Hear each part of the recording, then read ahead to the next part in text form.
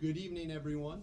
My name is Ryan Curley, and I am the first selectman, and I will now call this meeting to order at 6:04 p.m. This is a special joint meeting of the Board of Selectmen and the Board of Education.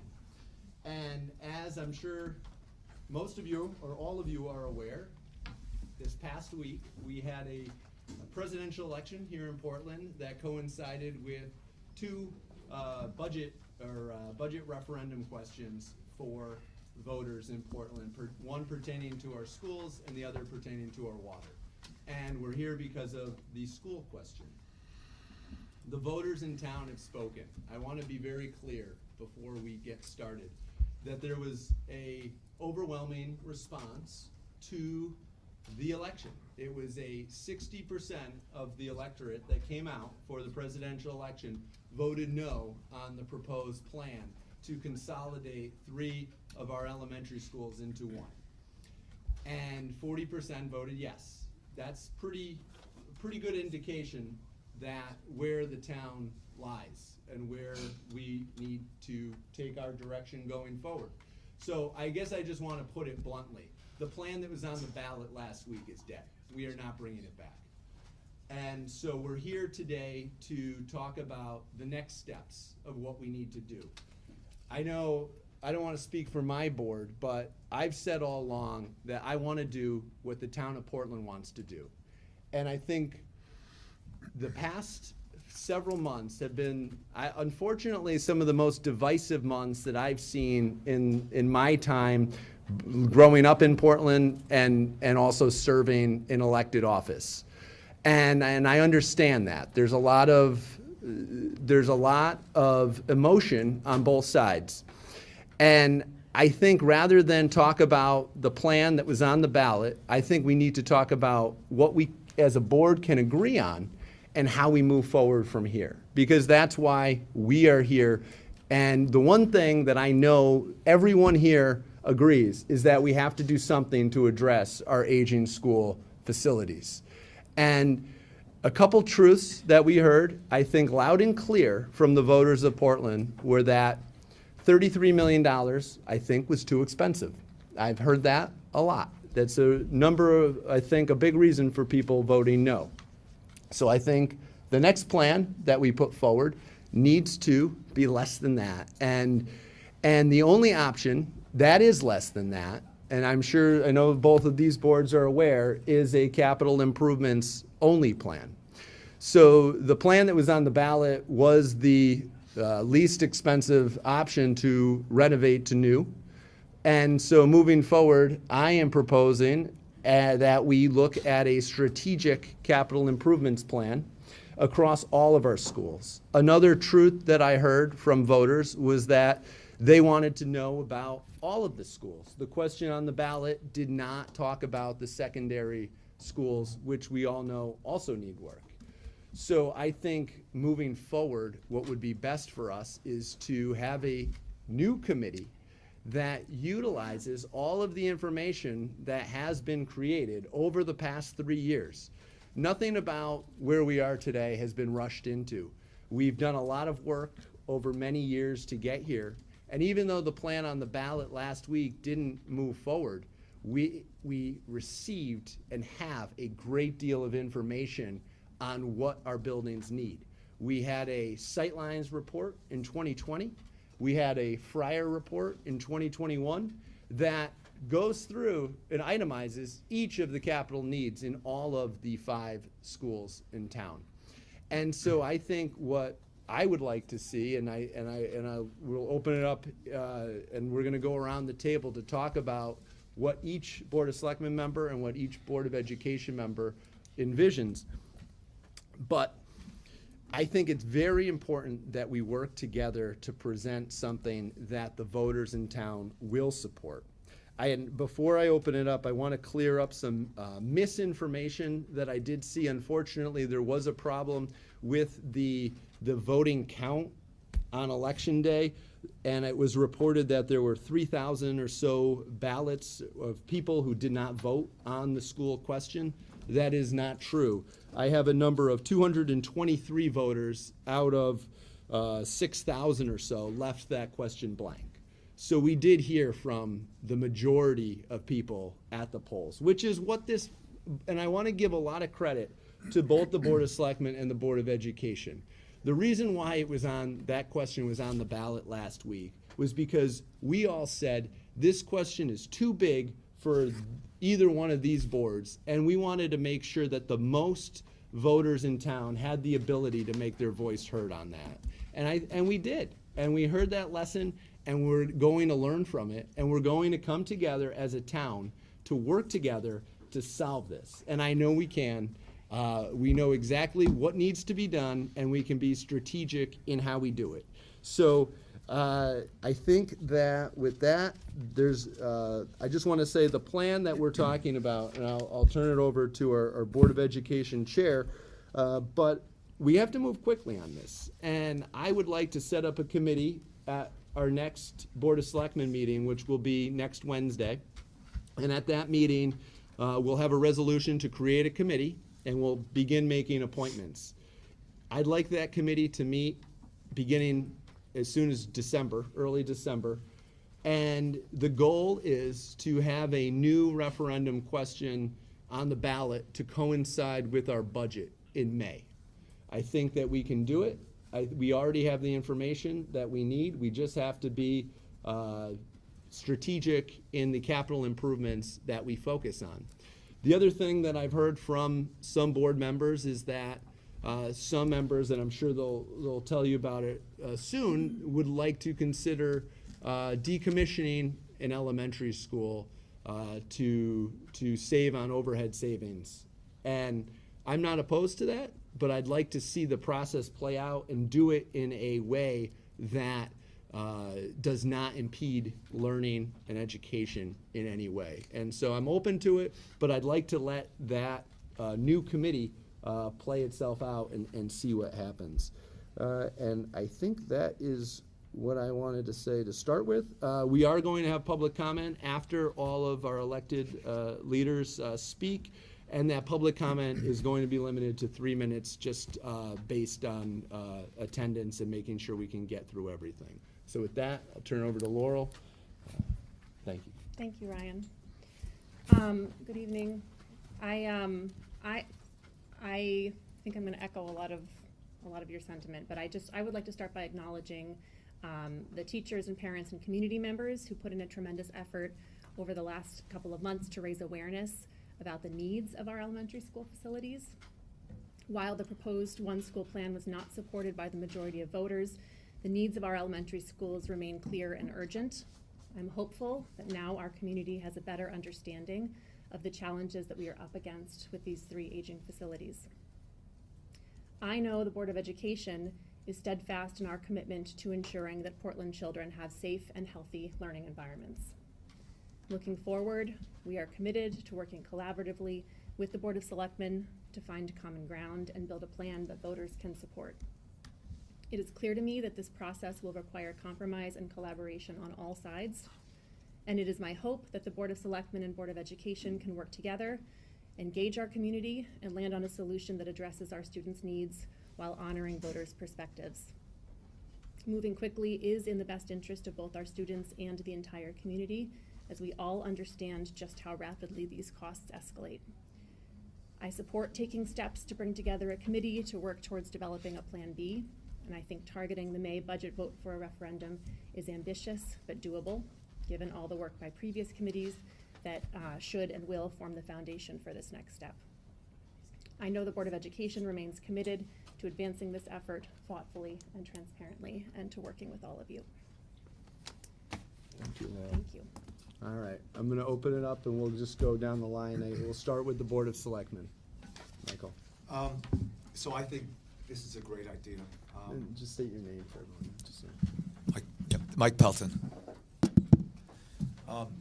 So yes, I do think we need this. It's been a real rough last couple of months with everything that's going on. There's been a lot of yelling and fighting and disagreeing, and yet there's also been a lot of engagement. So I'm trying to look at this as positive as possible, and I think because so many people have been involved in this, that's a good sign. And I'd like to take that energy, that paying attention to the numbers and what we need to do for the kids, and roll that into a committee and look at all the facts as we have them. My biggest disappointment, to be real frank, is I've just seen so much misinformation, either intentional or not, out there. And I think we need to be clear about what the facts are as we're doing the committee. It's, having it be transparent is important as well. And I look forward to that committee working hard. I think they can do it by referendum, by May. And I think we have to. The costs are just going up, and I think we owe it to the kids to make the school system in town the best we can make it, and I think we can. We just have to all work together. Everyone's got to be on the same page and figure it out, so.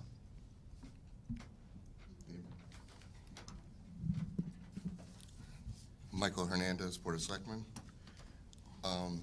I'd like to see, well, after hearing what the voters wanted, the new committee that will be selected, the things that I would like to see from them are like a solid number that the town is willing to afford, if they can come up with a solid number under that $33 million.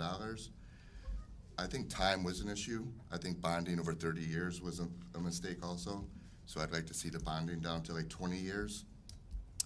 I would like information to be put out to the public, real numbers of what it's going to cost, what's coming off the town's budget. I'd like to see more solid numbers that would be projected to the town with that. And I'd like to see that committee almost come up with a near net zero increase to the mill rate, if possible.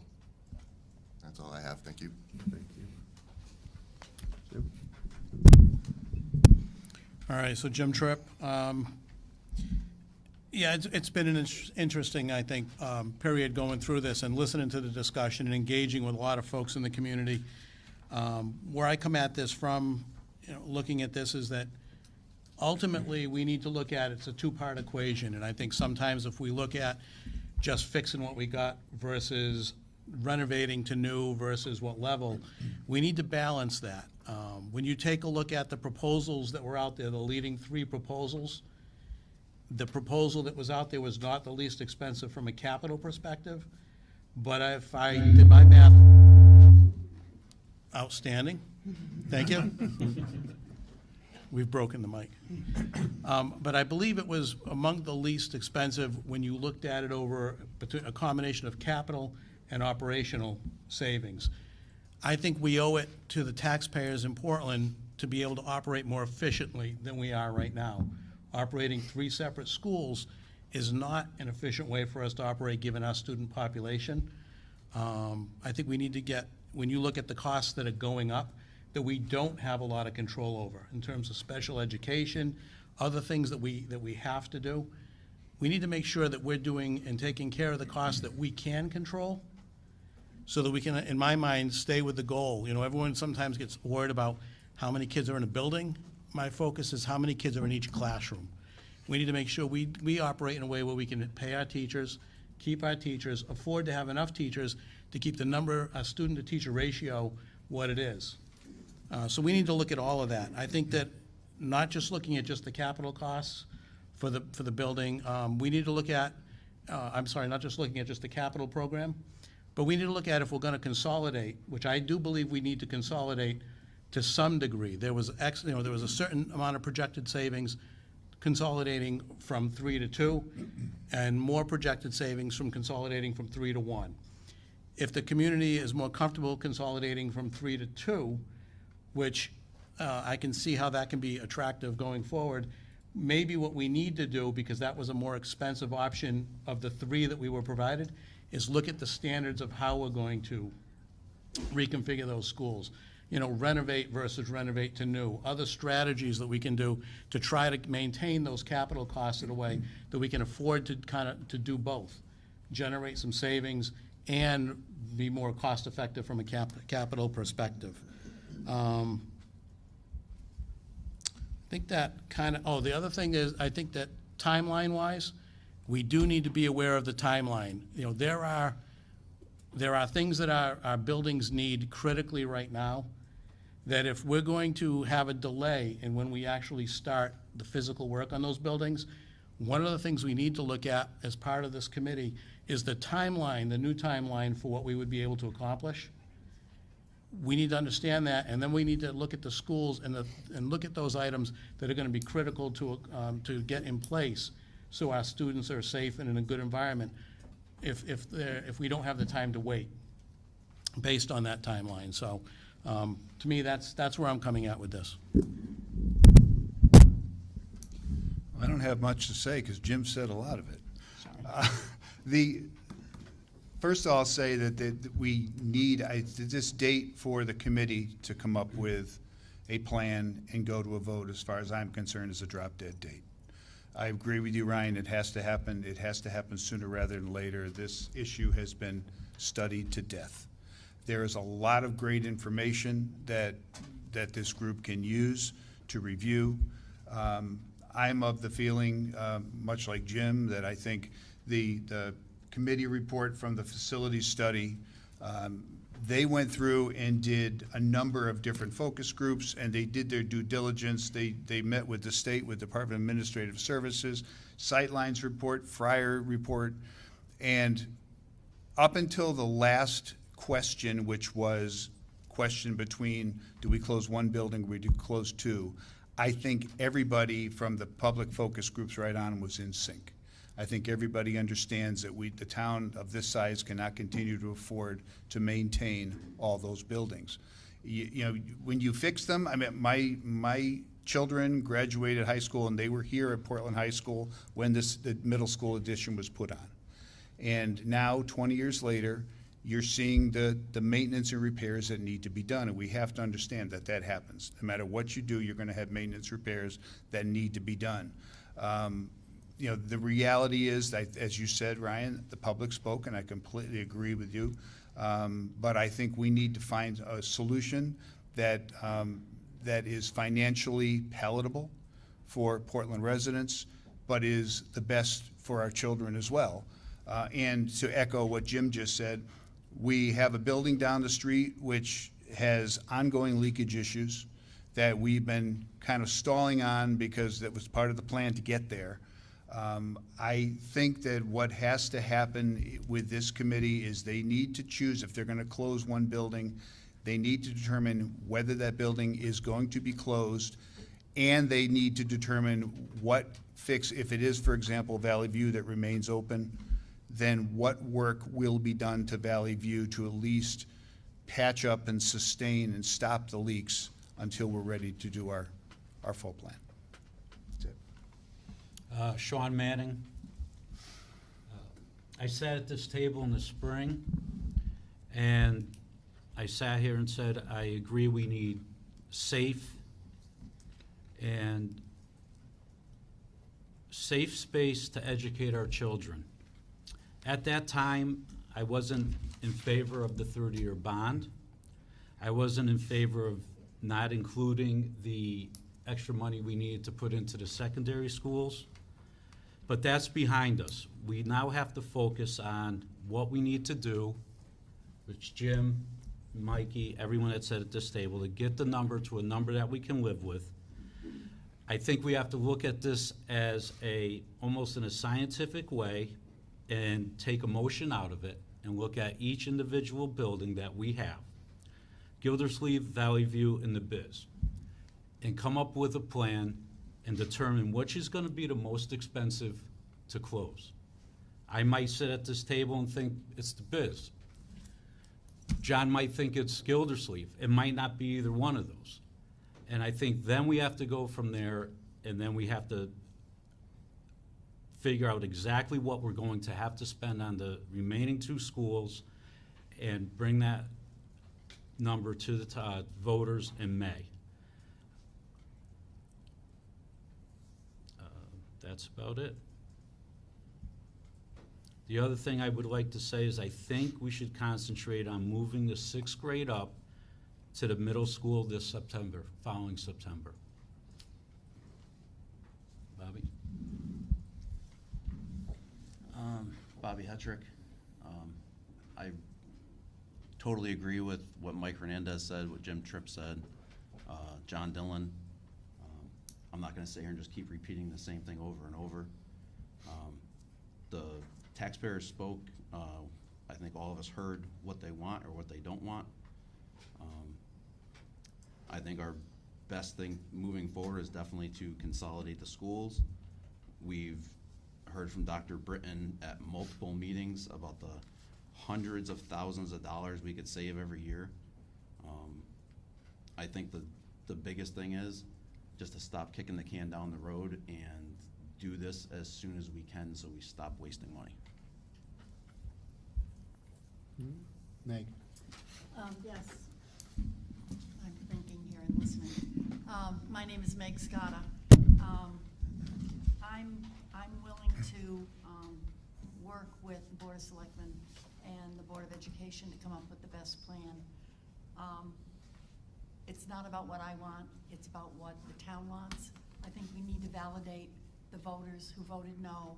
There were some real questions about the process, there were questions about the cost, and there were questions about the information that was put out. And I believe, unfortunately, I'm disappointed that the one school plan is off the table. I do have concerns about capital improvement because the bonding would be on us. It would be the total amount that is going to be afforded to the town. There's very little reimbursement from the state. 25% if we're lucky. A lot of repairs to the buildings would not result in upgrades or creating 21st century learning spaces. So I would really like to see this committee that Ryan and Laurel propose come together, and I would like to see the Ryan, Laurel, Charles, maybe Tom, Stephanie, come down, sit down and really talk about what this committee that is going to be proposed to start in December, what they're going to be looking at. And I think it's a safe, healthy school environment and best practices and other things that have to be identified first.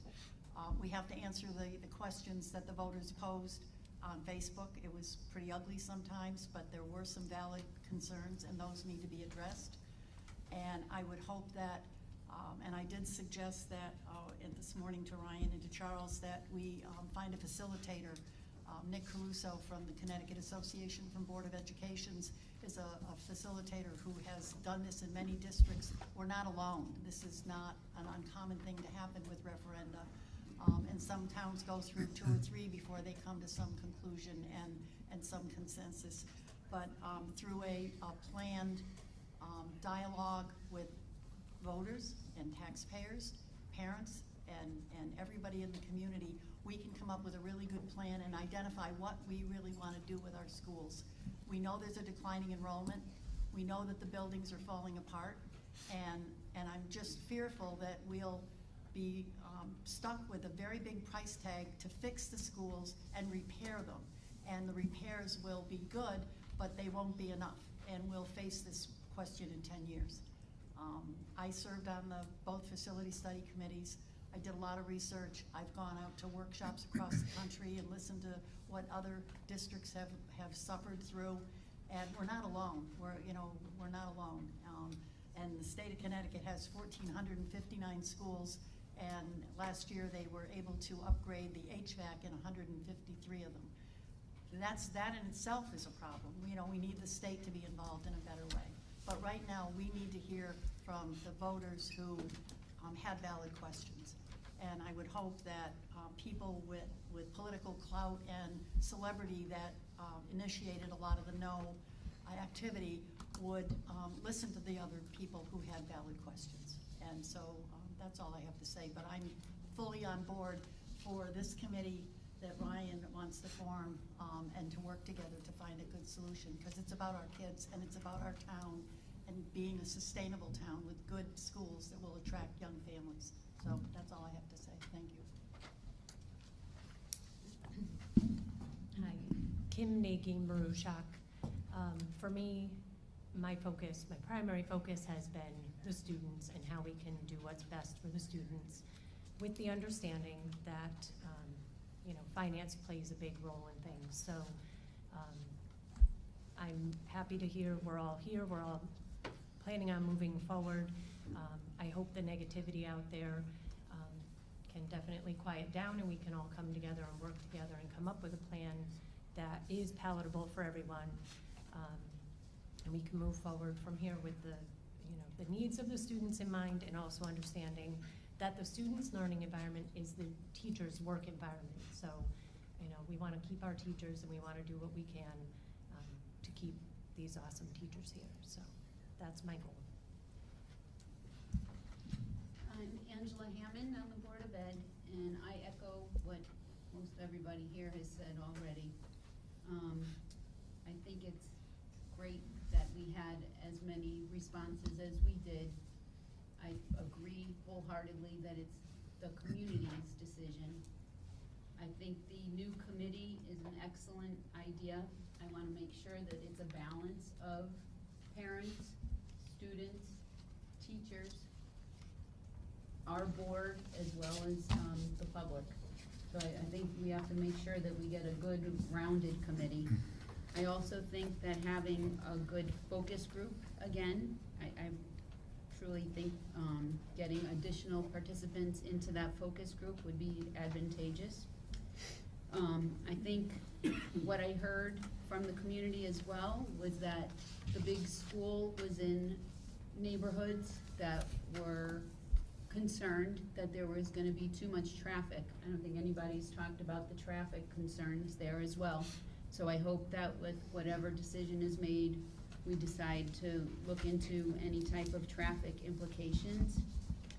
I know, Meg, you said that reimbursements might not be available, but I'm not sure if there's any grant monies that might become available to us. So I think we need to look into that. So again, a lot of, it seems very aggressive to have something by May, but, and the other thing too is that whoever is and participates in these committees, I think need to have the children's best interests at heart and not just about their personal egos.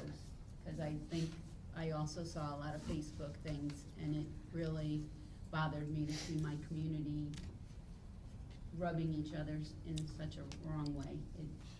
And it seemed like there was a lot of ego there, and I don't like that. So I hope that we can all come together and do what's right for our children and our grandchildren, because that's what it's really all about. And we don't want to have any animosity towards each other, because the only ones that are going to suffer are going to be our children. We really need to suck it up, to put it the least. Thank you. Well said, Angela. Sarah Spear, Board of Ed, and my hope all along had been that this would go to referendum so we'd get a sense of truly what our town wanted, and I think we did, as you guys said. So I'm glad for that and hoping that we can come together around this next step, because I think that's what our town desperately needs. I think that's what we all desire, our best selves desire, to come together around a plan moving forward that's going to be the best one for this town, because Portland is a wonderful town. I am glad that we'll do the committee, looking forward to that timeline. It is aggressive, but I think it is possible, and I think it is imperative that we do that because of the increasing costs. If we go back to the survey, we think of how that two-school option was the second most desirable option, so I am hoping that the committee will take a look at that and how we might proceed with that. And also, to have representation on that committee of folks that can look at what reimbursements will be available and what grant funding is available for things like HVAC. We've seen that come up before the Board of Ed. And I guess I'd also invite everybody sitting here. We'd love to have you come to our meetings, because we don't have many people come and we don't have much public comment. And that's the place where you can actually come and have an impact and as the decisions are going forward. And it's probably true for the Board of Selectmen too. So thank you for showing up tonight and making your presence known.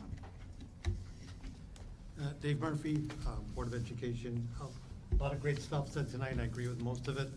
I'm especially intrigued by the rushing to get this done, not rushing in a negative way, but trying to get it done, because most people here know that in early 2000s, there was a study done identifying capital needs in Brownstone. There was a proposal to actually close it at that time, although there's a lot of emotional around that, not doing that. We've not done anything since. And actually the quote from the Facility Study Committee says, you know, aside from removal of the modular classrooms and moving grade 2 to Gildersleeve Elementary School, very few significant capital improvements identified in the 2011 report were completed. So we have been kicking the can down the road for many years. And in 2019, with this sightline study. The proposal was actually done 5 years ago, tomorrow. So again, 5 years has gone by, and we still haven't done anything. So I just hope we can stick to that, because my bigger concern is, we don't know what people will accept. We may say 33 million they won't accept, but if we come up with 20 million of fixes, is that gonna be a no too? So maybe we wanna think about, don't shoot me for this, a survey or something to put out proposals out, of getting an idea of what would something pass before we go to a referendum in May. That fails, then we're looking at November and try to get ahead of this curve. So that's my only thoughts. Tim Lavoie, Board of Ed, and I don't like going last, just want to say everybody else. I agree with Ryan's plan. I think a committee is a good idea. I think it's going to be critical as to the composition of that committee and what their focus is on the students and the best outcome for our community. And I'm very encouraged tonight by the comments I've heard from the Board of Selectmen. I think it was very constructive and positive, and I welcome that, and I encourage more of it. It's really quite great to hear. I agree, we owe it to our community to decrease the number of facilities we operate. There's no reason to operate the number of facilities that we do. The overhead savings, which with the plan we had talked about, could be targeted or rolled into capital improvement plan that would extend into the future to meet the needs in future years. We've, unfortunately, prior leadership left us in this position, literally holding the bag for where we are right now with all these difficulties. I think improving the educational space for students and staff is critical. We've let it go too long. And I think that's it. Thank you. Tim. Thank you all. I appreciate your comments, and I appreciate us all being here, working together, and I appreciate everyone who's come as well. I would like to invite Dr. Britton, our superintendent, up, just because we did have a conversation, Laurel and myself and Dr. Britton today, about this committee, and I don't know, Charles, if you want to talk a little bit about potentially working with Fryer still on to answer Sarah's question on reimbursement and how we can maximize our reimbursement on these capital improvements. Yeah, just said, your proposal makes sense. It's the logical next step. I do think that a May referendum date is achievable. It will mean that the committee needs to start working pretty quickly, but the good news is because of the hard work of a lot of people already over the past 4 years, a lot of the information is already there. We need to, dust some things off, update some numbers, take a look at some new things, but, all of you, some of you served on that facility study committee and know that all of these options have been looked at and explored and vetted, and in some cases dismissed based on expense or logistics or impact on teaching and learning. I did speak with Mike Serrano of Fryer, and he, as you know, was instrumental in helping us understand some of the costs and the reimbursement rates, and the different considerations that go into those. He did indicate to me that he would be willing to continue to support the work of this committee. I think and Fryer Architects are the right people to do it, because they won't have to spend a lot of time getting up to speed. So in my conversations with Mr. Serrano today, he and Bryce and his team at Fryer signaled that if we would like their support, they would be willing to provide it. And I do think we can get this done in relatively short order and hopefully bring forward a second shot at a referendum in May. Thank you. Before we open this up to public comment, I think we have a good idea of where we're headed. Does anyone else have anything to add before we open up to public comment?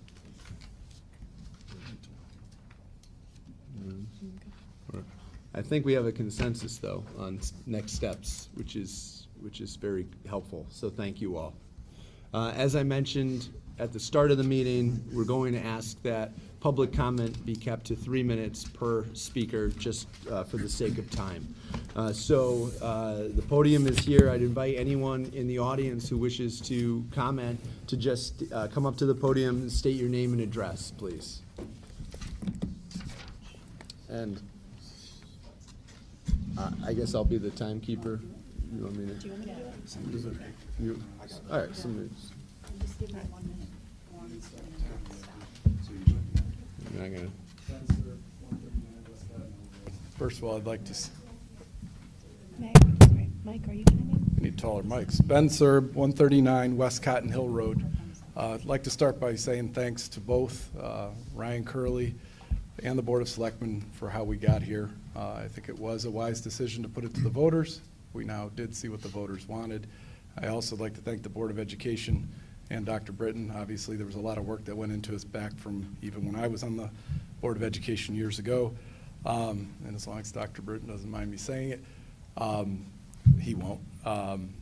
Prior to the vote, I reached out to him and said, hey, either way, if this passes, I'm going to help make the new school as best I can, keep it on budget, because that's what we do in town. And if it fails, we need to all work together. So I'm glad to hear everybody's got the same sentiment, that we're going to work together on something moving forward that makes sense. I think that's the most important. That way we get the best outcome for the children. Just a few things I want to point out.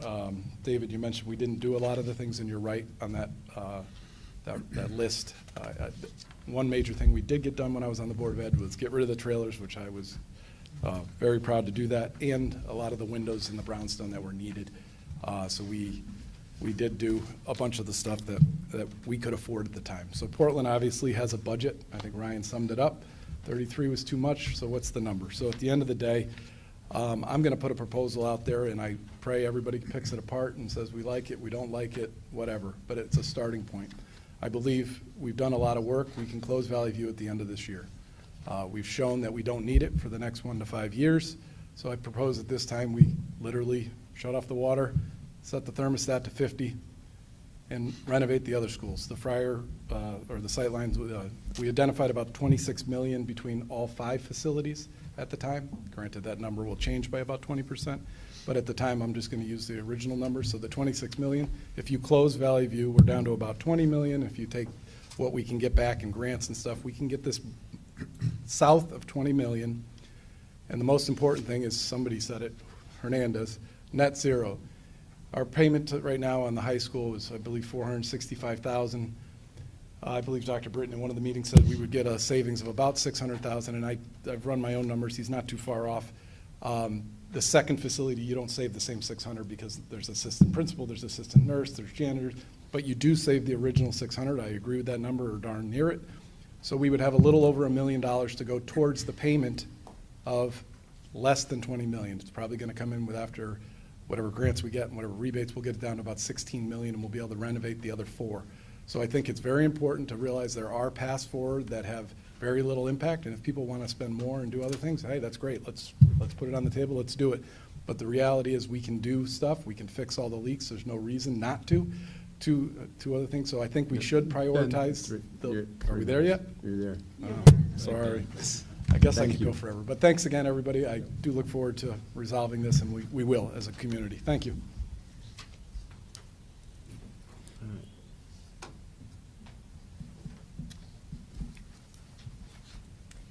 Good evening. I'm Sue McDougall, 22 Prospect Street. I'm speaking to you as an individual and also as still the current president of the CEA Portland Teachers Association. The teachers wholeheartedly supported the last plan. We had overwhelming results that the teachers were in support. It was very disappointing in the last few weeks, a few of the very negative voices that we heard degrading our wonderful teachers. There was a lot of Facebook comments that were not name-calling, but they were definitely finger-pointing, and it was very disheartening to hear and to see that. We still supported the past plan, even though we understood that there might be some loss of staff positions.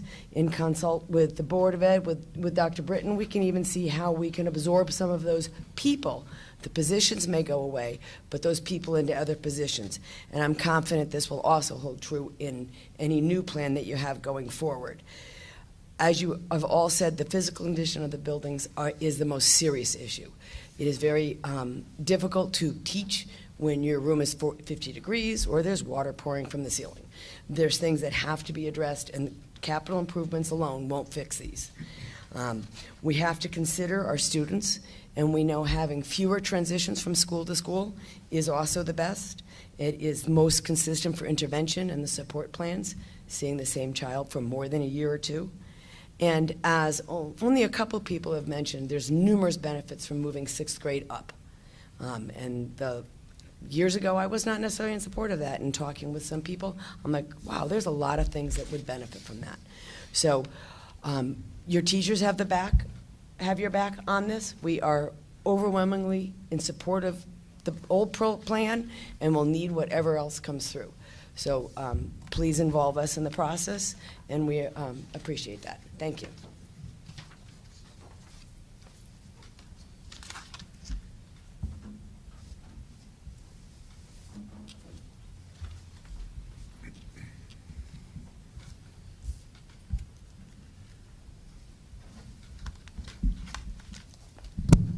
Beth Anderson, 44 West Cotton Hill Drive. I first want to thank everybody for the amount of effort that you've put into this. There has been a lot of thoughtful deliberation to it, and I appreciate it. I am sorry I did not get involved sooner. I did not realize what was going on. My child, I moved to St. John Paul II in Middletown right after COVID hit because they were able to have their schools in person full time. Their school, it's not that pretty, but their teachers are phenomenal, as I'm sure Portland's are as well. But what I'm trying to say is we do need to remember it is the teachers and our ability to support the teachers that are going to make the school what it is, what the culture of the school is going to support the students more than that physical structure. Yes, you need to fix the leaking roof. My child was at Valley View in kindergarten. The roof was leaking then. It had a blue tarp welcoming you. Why haven't we fixed that? Why haven't we fixed the HVAC? I've tried to go back and search through meeting minutes to find out, did we apply for those grants that they supplemented added extra funding availability after COVID that I haven't seen the grant proposals for 2025 come out yet. But I believe it was like $93 million that they were not able to, the state was not able to allocate to the schools, presumably because not enough people applied or not enough people completed their application correctly. I want to know where Portland is on that. I'd love to hear so that I'm not spreading false information on that. I also would be curious why we ended up doing two-school proposal, having 2 more grades added to Valley View. When you did the 2-school proposal, you skewed those results so badly by adding 2 grades to Valley View. Sure, it cost more, but that was absolutely no reason. Get rid of those 2 grades. Tell us what the 2-school plan would be if you utilize the existing school space and, frankly, even renovated to new. I am actually for renovate to new. I think there's a lot of value in that. I know I'm out of time, but basically, let me throw my hat in the ring. I would love to participate in moving forward on this stuff, coming to a consensus for what is best for the schools, for the children, for the teachers, and for the community. This is a community thing. Thank you. Thank you, Beth. Anyone else in the audience?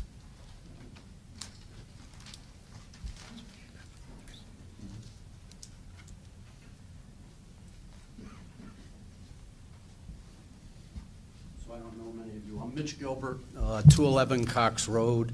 I left here when I was 18. I returned about 5 years ago, so about 55 years of, not much has changed, I gotta tell you.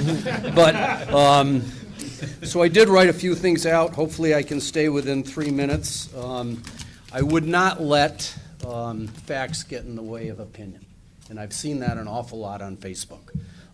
So just going forward, I do have an opinion. And one, I don't believe that the referendum or any of the options that were offered or somewhat offered had a prayer of passing.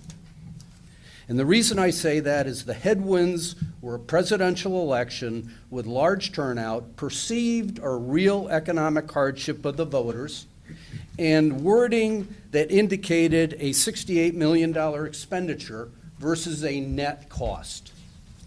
Very few people I spoke with could clearly explain the issues. None could argue both sides. None. Going forward, please do not let opinion get in the way of facts. Here's some examples. The survey. It should be, in quotes, it should be discounted, but because only 1,000 people responded, and they're not tech savvy, and you could vote twice. Almost in the same breath, I heard, but 80% of the people are in favor of keeping BIS. Well, you can't have it both ways.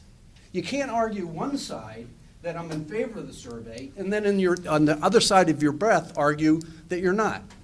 And I'm, quite frankly, I'm largely neutral on the whole thing. So what I would say there, what there is fact, and what there out of the survey is conjecture. Going forward, please be careful how questions are posed. What would the result be if hypothetically the question was, the BIS school will cost to keep X amount of dollars and your taxes will increase by 300, but the historical value will be preserved? I, for one, would say get rid of BIS. Number two, the park will cost $7 million. Or we can develop Rose Hill via gravel sales at a net cost of $0. Going forward again with deliberations on what to do, please make time for where the proponents of an idea have to argue the opponent's side and vice versa. In other words, if you're for something, you have to take the position of why you're against it.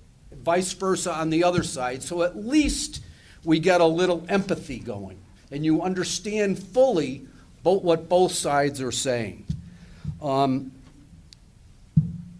What else did I come up with? I'm almost done. Please, at the end of it, come up with a strong Board of Education and Board of Selectmen consensus, or nothing is going to pass. Thank you. Lastly, learn how to market. Thank you, Mitch. Thank you very much. Thank you.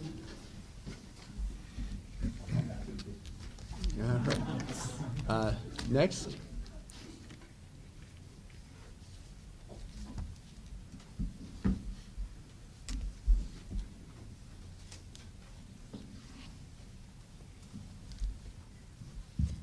Good evening. I'm Stephanie Tatro. I live in Great Hill Road. I wanted to say thank you to everyone for all of the hard work that has been done since 2021, essentially, when the first committee was formed to do the study and came with the recommendation that one school, Gildersleeve, should be decommissioned. I think that that was a strong recommendation that was ultimately not put to vote to the town. I think that we should move forward with another committee and another plan that, as Dr. Britton recommended, could be put to referendum in May. I think that one of the things that the town should consider that we don't have a strong track record of doing is establish a capital improvement fund. We are not good at saving in this town. We need to figure out how to establish a capital improvement fund so that going forward, we don't end up in this position where we don't have dollars available to do the capital improvements that are needed on our buildings. I think if ultimately we do end up decommissioning a school or two, we have a plan for what we will do with that building that is decommissioned so that we don't end up paying for the building that's sitting there empty. We need to have a plan for that building. I think we need to figure out what we will do with the community spaces that we need. The gyms in these buildings are used all the time. If we decommission a building, how are we going to figure out what we're going to do with the space that we need in that building that is decommissioned, or the two buildings that if we end up decommissioning two? I think the other thing we need to be aware of, yes, our kids need a safe, healthy, comfortable place where they can be educated, but we need to think about how much we pay our teachers. We need to find a way to pay our teachers more so that we can hang on to the quality teachers that we have. We don't pay our teachers enough. We need to find a way to pay them more because we need to hang on to the quality teachers that we have. I think we need to do better there, not just in better buildings, but in better funding for the educators that we have. Thank you. Thank you, Stephanie. All right. And the next person come up?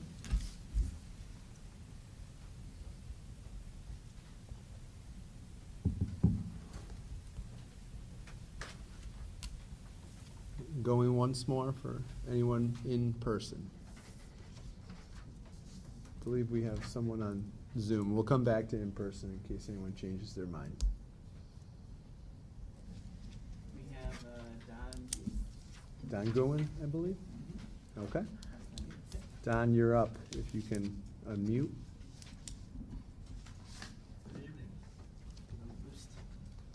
One second, John. Yep. Everyone can hear me? Yep, name and address. Don Goin, 52 South Road.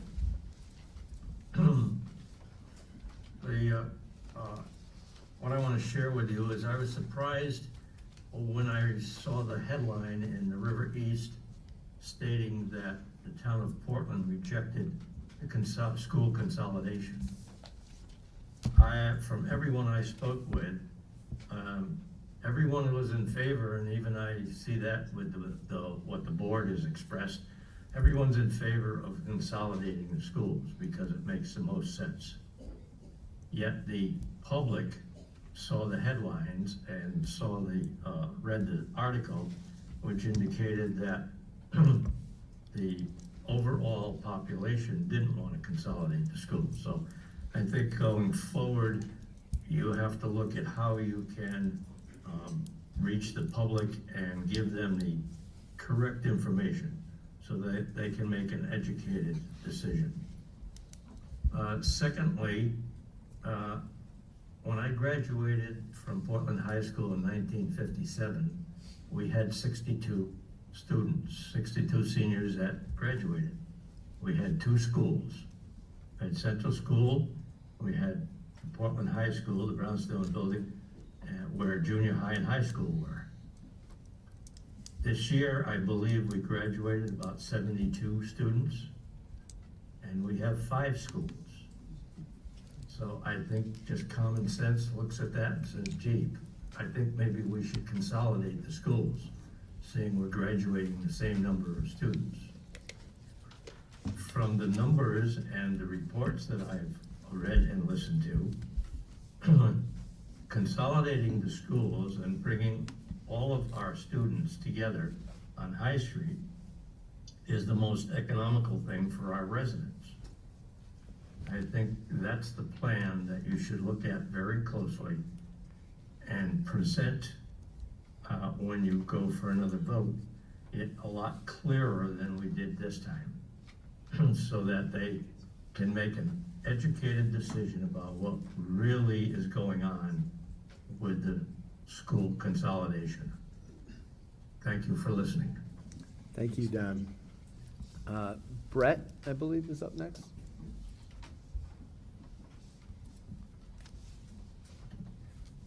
Hello, can you hear me? Yes, yes, we can. Okay, Brett Herzog Bukowski, 5 Victoria Road. Won't say anything very long. I just wanted to say, one, echo everyone else. Thank you to all of you. Put in a lot of hours for this, and most of it's not paid. So those schmucks like me who sit around and just read the newspaper, we appreciate it. But the only thing I wanted to say that I don't think has really been said yet, except by a few of you. Ryan, you started the meeting by talking about misinformation and your disappointment.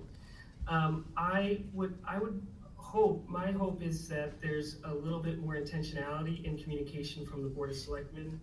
I do appreciate seeing all of your editorials, and Ryan, your Facebook post, and Tim and Megan and Mike Pelton and all of you who commented. I just feel like it was too late. And so whatever the committee comes up with and whatever the Board of Education and Board of Selectmen vote on, I would just love to see I don't know, somehow better messaging, because I think a lot of the misinformation, some of it was even coming from members of the Board of Selectmen, and it's weird to have people who are so invested in so much time in this to not everyone be on the same page with just the facts. And I'm not saying that's on purpose, but I just think that's something that can be just consciously addressed, that's all. But I appreciate all of your time, thank you. Thank you, Brett. Is there anyone else online? Yeah, but we'll give it a second. Yeah. Is there anyone else in the audience? One more shot.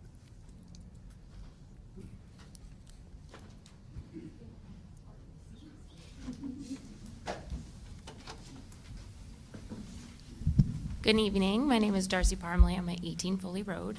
I just want to thank everybody. I know this has been overwhelming on many platforms. I mean, I wear a lot of hats in town. I've worked in town. I'm a parent in town. I do PTO in town. I work for Parks and Rec. I can go on, but there's a lot of different ways that people have access to different information. And I do agree that Facebook got ugly and different and just not anything we want a part of. But I want to say I really hope that moving forward, the plan that we can come up with really thinks about if we close one school, what's going to happen while we make the other schools better. Can we move these kids here? If we close Valley View, can all of those preschoolers have a safe space at Gildersleeve while that's being built? Right now the answer is I don't believe they do. And moving 6th grade up to the middle school is a hard one for me. I have a 5th grader who was in kindergarten when COVID hit, and they've been the kids that they've been the guinea pigs for everything. They've been the guinea pigs for masks. They've been the guinea pigs for, let's move them now to the cohort A and cohort B. Let's move them to 2nd grade, but they still have to do recess separate. My heart would love them to stay at Brownstone with Mr. Searson another year, to give them that time to grow, to let them be these little kids that they still are at 10 and 11. To think that 10-year-olds will go up to the middle school is hard for me. So I just hope when we move forward, we think of all of those things. We think of the teachers that will have to be absorbed, reabsorbed, find new spaces. For how long? That would be really hard to lose some of the staff who have invested so much time and energy for a year and a half, we will put you here, but then we're gonna move you back. As hard as that is for the kids, it's hard for staff too. So I hope that's something that's looked forward to and addressed, and even all of the administrators moving grade levels and having to shift what we do here and what we do there, the nurses, all of those people are people who are in constant contact with our children, and we need to think of them and what they do and bring to our community as much as we are part of the community. And then what we do with that building. Does Parks and Rec get a building? Where does that fall? I know that came up a lot up on Facebook too. Where do we put all of these kids to support the community programs that we want to run and not have people move out of Portland or bring their kids to private schools or do those things? Keep people here. That's what Portland's for. That's why we moved here, to help bring everybody together, not to make them spread apart. So I hope that's looked at and addressed and thought of. Thanks. Thank you, Darcy. Anyone else in the audience? All right. Anyone else online? Last chance. No one has messaged yet. All right. I want to thank, just to conclude, I want to thank everyone here, teachers, parents, just residents. It's clear that the one thing that's clear about the past few months is that we care in this town, and we may not always agree, but I think everyone here wants the very best for Portland students, and we also need to make sure it makes sense for our taxpayers as well. And so I just want to thank everyone for your participation in this process. I want to thank both the Board of Education and the Board of Selectmen as well. And we'll get it right, and we'll get something that works for everyone. And I think that's something that we can all agree on. Does anyone else have anything before we conclude? I just want to say thank you to Ryan for the dedication to the students of our town and taxpayers. And Laurel, I look forward to working with both of you to come to some good conclusion for everybody. So thank you for this meeting tonight. No, I think we're good. Just as a note, there will be a regular meeting of the Board of Education after this, immediately following. So I just would ask anyone not staying for that to let them have the room back. They've been gracious enough. So with that, I'll entertain a motion. I'll make a motion, we adjourn. Okay. All right, motion made and seconded. All those in favor? Aye. All right, great. Have a good night, everyone. Thank you. Thank you.